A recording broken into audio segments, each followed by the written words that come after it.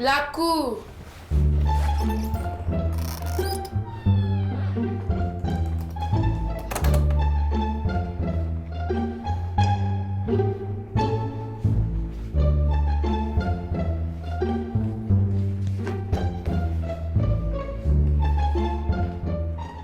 Asseyez-vous, s'il vous plaît.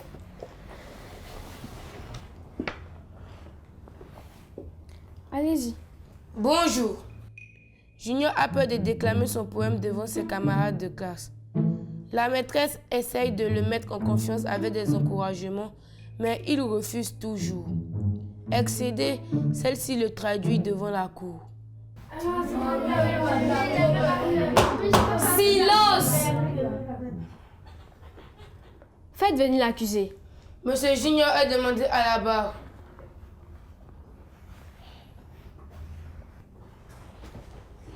Qu'avez-vous, Junior? Je ne supporte pas qu'on me regarde comme ça. Pourquoi vous ne supportez pas qu'on vous regarde? Parce que j'ai l'impression d'avoir commis un crime. Ouvrez votre nez. C'est Généralement. les personnes bizarres que tout le monde dévisage. Mais vous n'êtes pas bizarre. Vous êtes juste notre invité spécial, puisque vous êtes ici à la barre. D'accord, votre honneur. Bien. Le procès peut à présent commencer. Maître Tano, l'accusé est à vous.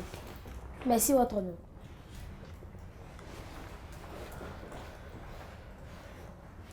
Alors, Junior, expliquez à la cour pourquoi vous avez peur de prendre la parole en public. Maître, au fait, je n'ai pas un bel accent. Je lis très mal. Et je bute sur les mots très souvent à la lecture. Si je comprends bien, vous ne parlez pas en public parce que vous voulez cacher vos lacunes. Oui, maître. Le fait que mes amis se moquent de moi en classe ne m'encourage pas à parler en public. Comme par exemple le mot constipation. Silence!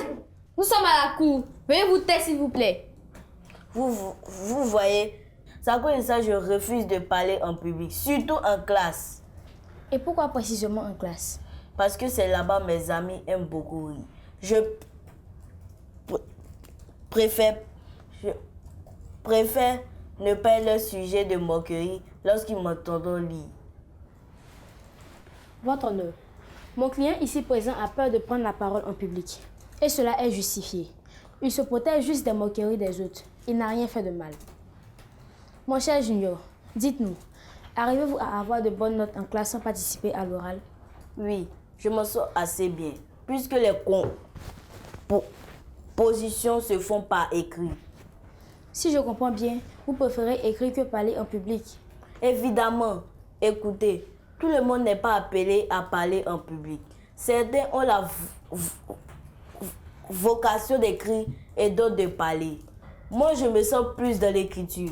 Mes rédactions en français sont bonnes.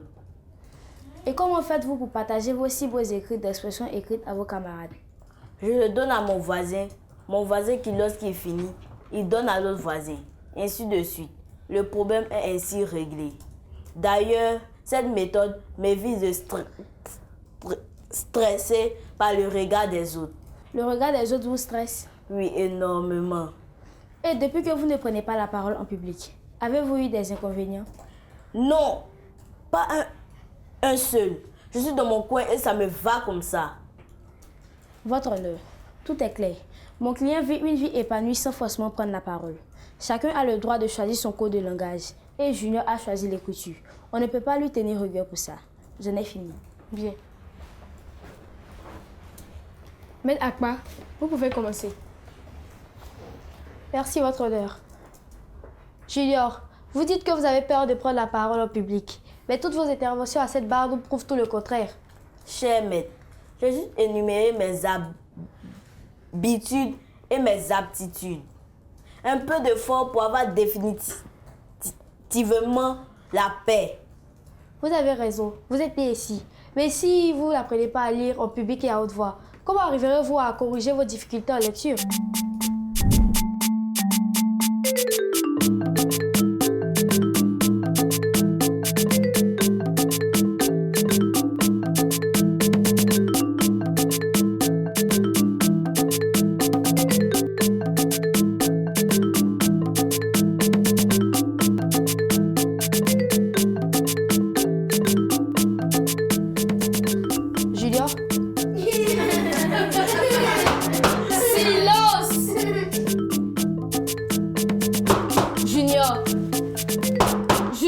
Désolé. Répondez à la question.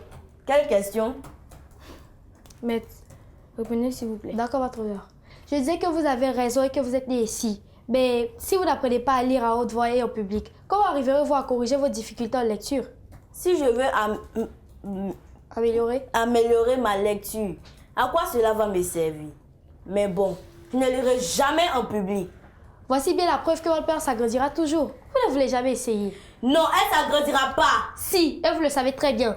Objection, votre honneur. Maître Akpa accable mon client. Tout le monde n'est pas obligé d'avoir les mêmes attitudes. Objection retenue. Maître Akpa, faites doucement. D'accord, votre honneur. Mais je veux juste montrer à la cour que Junior ne fait aucun effort pour changer ou améliorer sa lecture. Le but de l'école est de l'accompagner, mais il est braqué. D'ailleurs, même Junior, êtes-vous le seul élève à ne pas savoir bien lire en classe? Non, il y a d'autres élèves comme moi. Et ces élèves comme vous, participent-ils au cours d'expression orale? Oui. Junior ne fait aucun effort pour surmonter les moqueries, ni pour améliorer sa lecture, pendant que d'autres font fi de leurs lacunes. Avec ça, comment arrivera-t-il à parler au public? Je n'ai plus de questions pour l'accuser, votre honneur, mais si vous me le permettez, j'aimerais appeler à la barre ma cliente, la maîtresse de Junior. Bien. Junior, allez vous asseoir. Faites venir la plaignante. Madame Conan a demandé à la barre.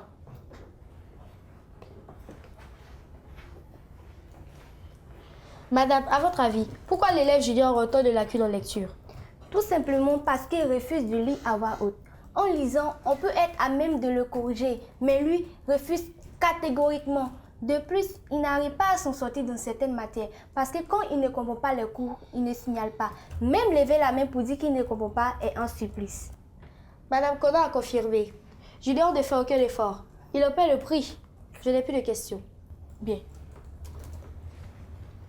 Maître Tano, si vous avez des questions, allez-y. Merci, votre honneur. Une seule question suffira pour la maîtresse. Dites-nous, quelle assurance donnez-vous à Junior qu'en prenant la parole en public, ses amis ne se moqueront pas de lui? Car visiblement, ceci est sa crainte majeure. Je n'ai aucune assurance, mais ce taire aussi n'est pas la solution à ses problèmes. Pas de garantie, pas de fort. Avant de demander à quelqu'un de sortir de sa coquille, il faut veiller à créer un cadre d'apprentissage favorable. Votre honneur, je n'ai plus rien à ajouter. Bien. Madame, veuillez regagner votre place.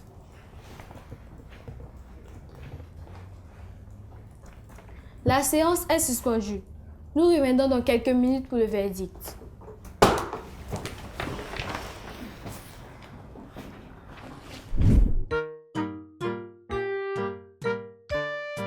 L'actualité. Coucou les amis et bienvenue dans votre rubrique Exploration. Aujourd'hui, nous allons parler de fauteuils en bambou. Pour fabriquer les fauteuils en bambou, le sculpteur procède par étapes. Pour commencer, il va couper les tiges de bambou. Ensuite, il va les tailler en retirant leur revêtement vert. Les tiges devenues marron, la prochaine étape va consister à monter ces tiges pour leur donner la forme souhaitée selon le modèle à reproduire.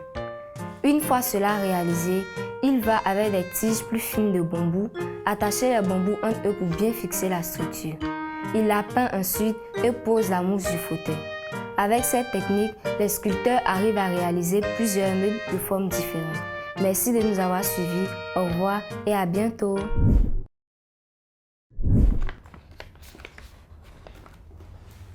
Parler en public n'est pas chose aisée pour tout le monde. Surtout pour un enfant en apprentissage comme Junior. Personne ne naît avec la capacité de parler en public. On l'apprend, on forge ce caractère. La capacité à bien parler en public est la compétence la plus importante que puisse avoir un leader, a dit Aramien Bachian. Forger sa joute oratoire est une clé pour devenir un leader de demain accompli. On ne devrait pas fuir mais affronter. Junior, levez-vous. Je déclare Junior coupable et condamné à faire des efforts dès que sa maîtresse aura pris toutes les dispositions. Rasseyez-vous. Avant de lever la séance, permettez au juré de donner quelques conseils. Les astuces. Salut les enfants! J'espère que vous avez compris qu'il ne faut pas avoir peur de prendre la parole en public.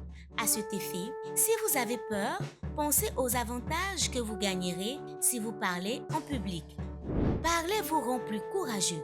Parler permet d'exprimer vos idées. Parler vous apprend à séduire votre entourage. Parler forge votre caractère de leader.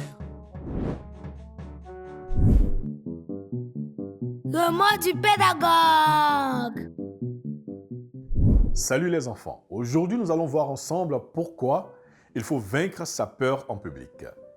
Le sentiment d'avoir peur en public découle généralement d'un manque de confiance en soi qui lui-même peut être dû à la peur de l'échec ou encore à une situation qui nous a plongés dans l'embarras.